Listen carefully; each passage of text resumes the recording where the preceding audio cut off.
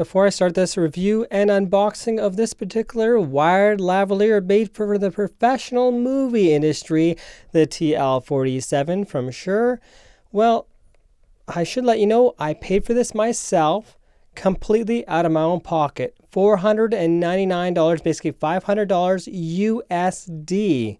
Live in Canada, so it's even more expensive than that. But either way, wanted to know, movie studio grade, wired lavalier. How does it sound? Well, we're going to find out in this review. And if you're an independent movie studio, you'll also find out if this is the one you want to use. And of course, I'll do a lot of different tests. Now let's get started.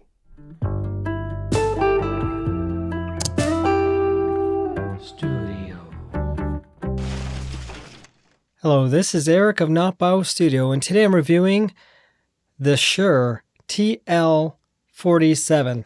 And to see the exact model, here we go. There's some sort of Velcro pads. It looks like I can do that for mounting this other part that's included. Looks like it might be for mounting the XLR part. I haven't figured that out yet, but either way, this is included.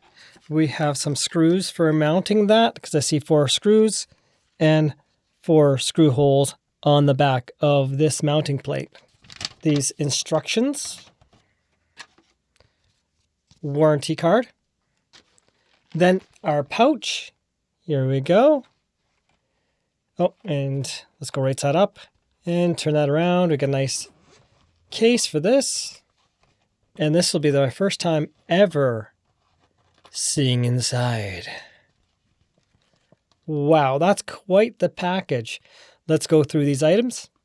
And we have a pile of different clip accessories. We have a large one, a smaller one. We have some other accessories right here. So we can see foam right here. We can see a capsule. We can see some other clips here for mounting on our lavalier. And in here, oh, there's even presence capsule right on this flat cap. Pretty cool. We also have a belt clip included in our package. XLR connection right here. And let's do a quick tour around. Here's our one side of connection, and our other side is our XLR ports. And those sticky tabs look like they connect to this, where the lavalier connects on here to our body on this white thing going through here. In the package, we also had this other Shure adapter of some sort, which I haven't yet to figure out what this is for. But either way, it has threads right there. And here is our wired lavalier. Here's the part that connects to our XLR. And the microphone portion itself is really small, as you can see right here. Now for connecting, we can see these pins must line up. For alignment of these pins, I can see there's a groove here and there's a groove inside here, and that's what I'm going to line for connecting together. So I'm going to line that up, and this should hopefully go in together properly. Now this also seems to fit in here, but I have not figured out yet what I'm going to do with this. And that connects all the way through here. But either way, this is not a connection type I should have to use that I see a use for, because when I connect that, I cannot connect this here. Now, if I wanted to wall mount this, I can see we can do right here, just as such. Interesting. And then, of course, pull off the wall like so. Now, the cable itself is not overly thick, which I expect to be thicker, just like the Sennheiser, but this is to hide on your talent. The rest of this footage will be strictly this wired lavalier, unless you see me holding a microphone like I'm doing now. What makes this professional beyond its tone, which a lot of older wired lavaliers used in the movie industry were kind of, well, not good, but this one's actually pretty darn decent. But what makes it professional? The fact it's waterproof, sweat-proof. This particular lavalier requires a lot of gain. I made a loop using 2 of these clips. This one, the larger one, has 2 different clips that can be mounted, just like on my review of the Sennheiser MKE Essential. And that is with these little tiny little clips that can mount to the holes at the back of these kind of clips. This is a small one. It only has 1 hole, while this one has 2 for the larger. When it comes to mounting this particular lavalier, I could mount it this way, or I should be able to even also mount it upside down, and it shouldn't matter too much. That's one thing about these omnidirectional lavaliers, is mounting is pretty much whatever you choose. Now I'm going to mount it right side up for now, because I do prefer a microphone that's mounted towards me. And I'm going to put the little pop filter on just after I test this quickly, because if I talk close like this, I'm probably getting plosives. And when it comes to down here, here, doesn't make much difference. With the phone muff on, mic test, 1, 2, 3, mic test. Mic test, 1, 2, 3, mic test. Mic test, 1, 2, 3, mic test. Mic test, 1, 2, 3, mic test. Having the foam filter on is always a good idea if you want to prevent those plosives from happening from breathing on the capsule itself. And I want to try this outside, of course. This doesn't have any fur foam filter. Normally you might hide this on your talent inside your shirt. If I want to hide this, what I do is, of course, take this off the clip completely. I would take off the foam, but I'm going to try to keep it on if I can. And I would attach this here, and then I would take this little sticky tape that I've attached to the strip here, attach to the back here, and attach it on my chest about this level here within my clothes, or maybe in a little bit lower down, so it tries to not show too much. Maybe even put some tape across to kind of hide the bulge of this. Not exactly ideal in terms of the fact that there is some indentation that can show up unless you have some other way to hide this beyond this, because this is fairly thick. You may also stick it in a different spot. Maybe you're going to have it in the back of your talent. Let's say I was actually mounting this to my talent.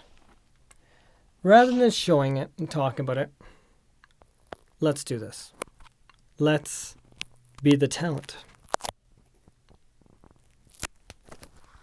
Double-sided sticky tape. You peel off the paper. I have it mounted on my shoulder, a place that's going to stick, and I don't know how I'm coming through, but either way, this is how I'd mount it on my talent somewhere. And I may choose to still use some sort of clip, at least to keep it off my body, or tape probably below the cable so it's not pulling, because when you move around, it can cause some problems. So right now it's a flat capsule, and the Presence one is a lot less grooves on the top. I don't know if we can see that or not, but either way, there is a bit of a difference. It seems that the Presence one is more focused. This is the microphone without the special capsule over top.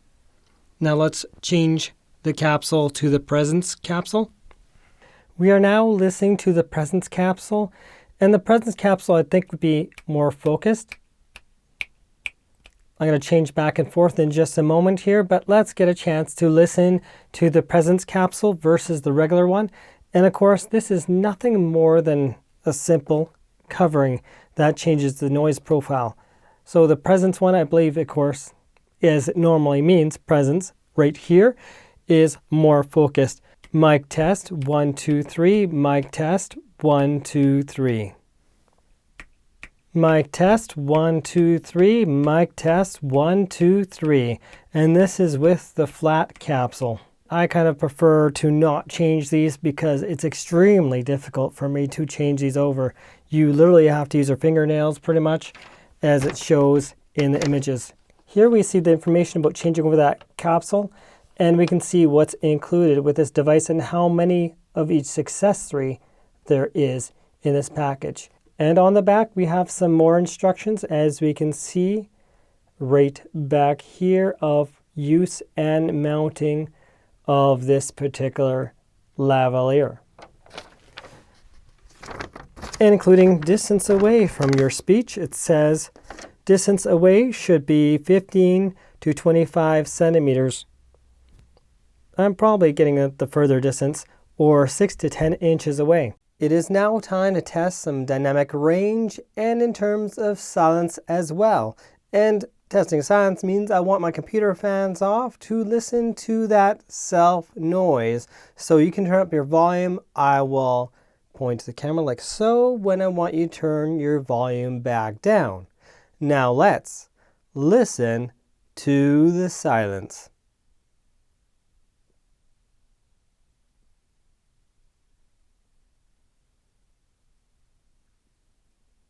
Okay. So that was a test of self-noise. Now let's test a dynamic range. I'll just do a quick little song that I used to play guitar back in the day.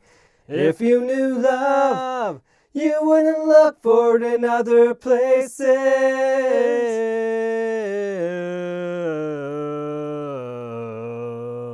Loud sounds can handle the sound pressure. So I'm gonna have to go a little crazy with this, especially since this claims loud sounds, and especially since this is a very expensive wired lavalier, it must meet certain standards. So let's test this to see if it can handle loud sounds or not. Phew, that was a little much. We are now leaving the studio and we are entering a place with a lot of reverb. We can see the microphones right down here, and I'm recording on my Zoom F3 with 32-bit float. Let's see if we can actually see that in the device right here.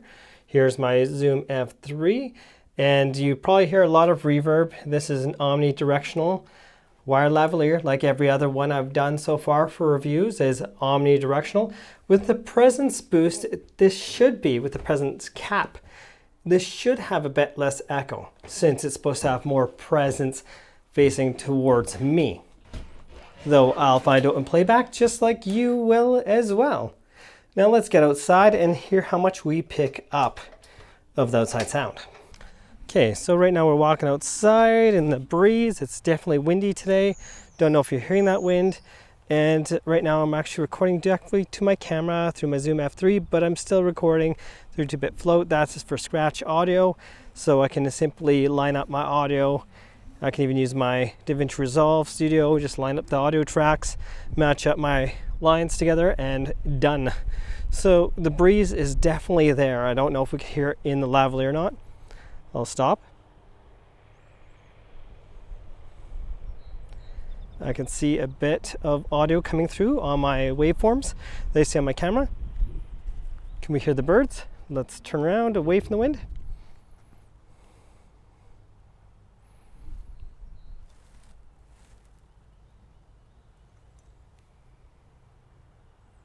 Now I have the microphone just right here tucked on my shirt. So how am I coming through with this particular way I have it mounted? I don't know if it's blocking more of the wind.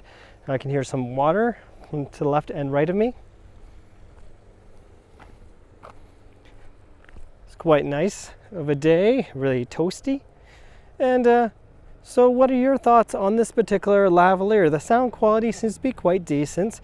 Unlike the old wired lavaliers for the movie studio industry back in the day, one thing this does have is an extremely long 8-foot cable. That is a bit absurd. It has a nice little twist tie that comes with this, a nice thick one. And that's what I'm using to hold that coil together because it's way too long otherwise. The cable itself, I think, could wrap up just like any other one, tangle up. I found it a bit coily, but I didn't have too many problems with it actually knotting up. When I did take it out of the package, it didn't seem to be an issue. It just seems to want to naturally twist together how it was normally done in the package. So there's that. In terms of quality, this should last better than most cheaper lavalier microphones, but the cable is fairly thin. So in terms of wired lavaliers I've reviewed, the Sennheiser MKE is probably your better option for pure durability reasons. But again, I believe this might have a little more presence, but we're going to be doing a roundup soon enough. So watch for a roundup of the different lavalier microphones. We're doing an audio test side by side to figure out which is the best one. And of course, this requires a lot of gain. The Sennheiser MKE requires a lot of gain. That means a lot of volume boosting. Now, if we're looking for one less volume boosting that has good clarity, we'd be talking about the DD Lav. And that's with a DA35, and it has a micro dot connection. But that one doesn't require a lot of boost. But what it does have is well, self-noise. Subscribe to Not Bio Studio and help this channel grow. This was paid for by me, just like the Zoom F3 this is connected to, just like the camera I'm using, just like the tripod I'm using. Yeah, all this equipment is not provided by anyone but my own income. So please help the channel grow. Share this video. Thanks again for watching and have yourselves a most wonderful day.